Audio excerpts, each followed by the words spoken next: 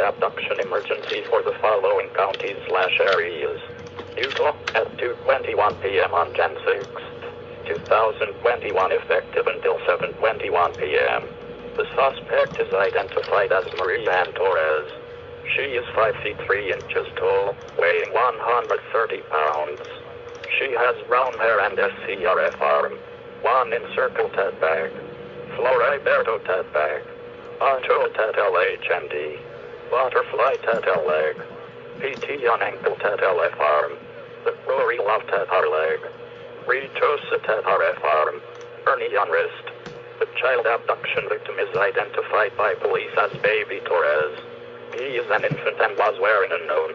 He is 1 feet 7 inches and weighs about 8 pounds. The abduction happened at Salt Lake City. The suspect was driving a red 2004 Volvo S80 with license plate F551P. If you have any information, please call police at 801-451-4141 or simply dial 911.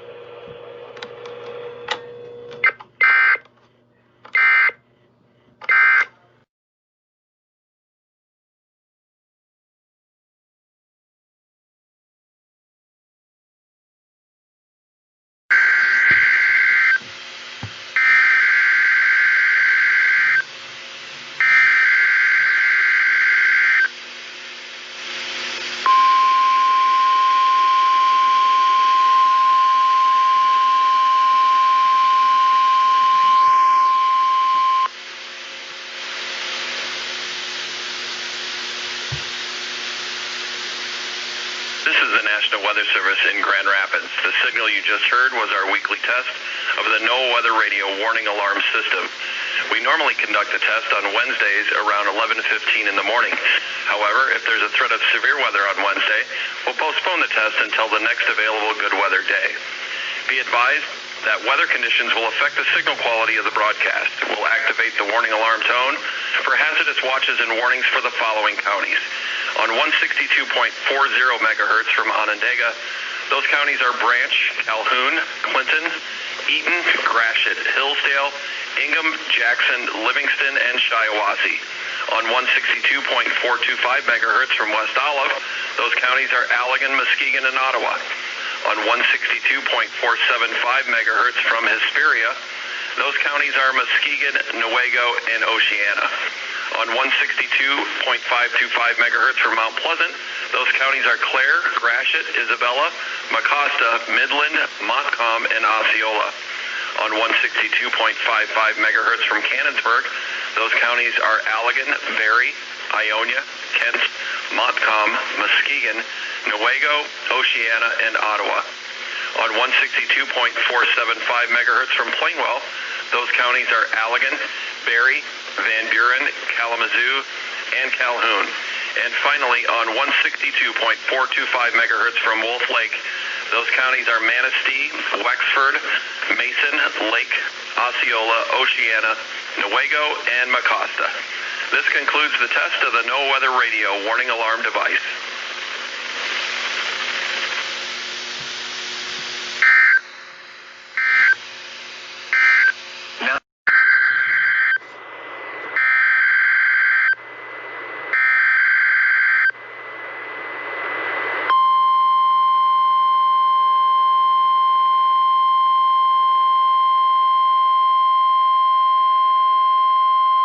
This is the National Weather Service Office in Portland, Oregon. The proceeding was a test of NOAA Weather Radio's warning alarm. Tests of these receivers are normally conducted every Wednesday between 11 a.m. and noon. If there is a threat of severe weather on the day of the test, it will be postponed until the following week. This concludes this test. We now return to our regular programming.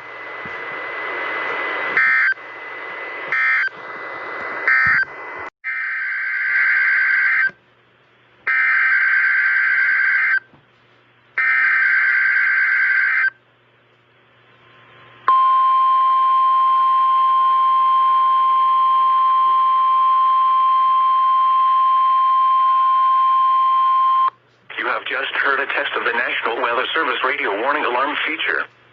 Reception of this broadcast and the warning alarm will vary at any given location. This variability normally normally more noticeable at a greater distance from the transmitter, will occur even though you are using a good quality receiver in perfect working order. During severe weather, the warning alarm will be activated for severe thunderstorm and tornado watches, and for severe thunderstorm, tornado, and flash flood warnings. The warning alarm will also be used for civil emergency messages. A test of the warning alarm feature of National Weather Service Radio is conducted at 12 noon and 7 p.m. each Wednesday, unless there is a significant risk of severe weather in the area.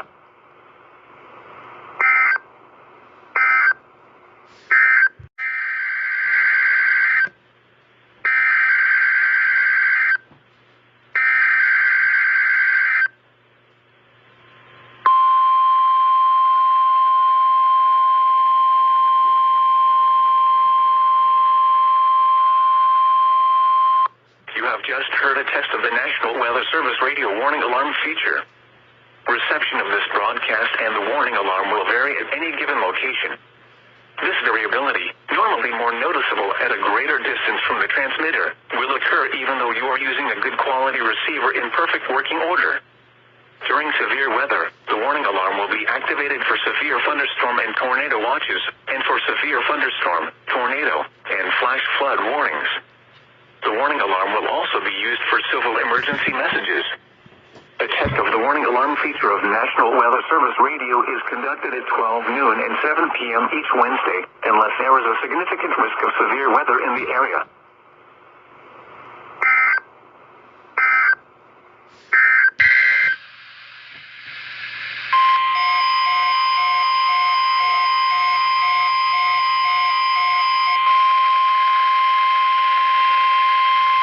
This is a required weekly test of the National Weather Service's specific area message encoding and tone alarm systems.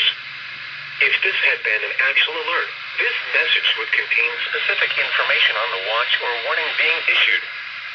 This concludes the weekly test of the NOAA Weather Radio Alert Systems.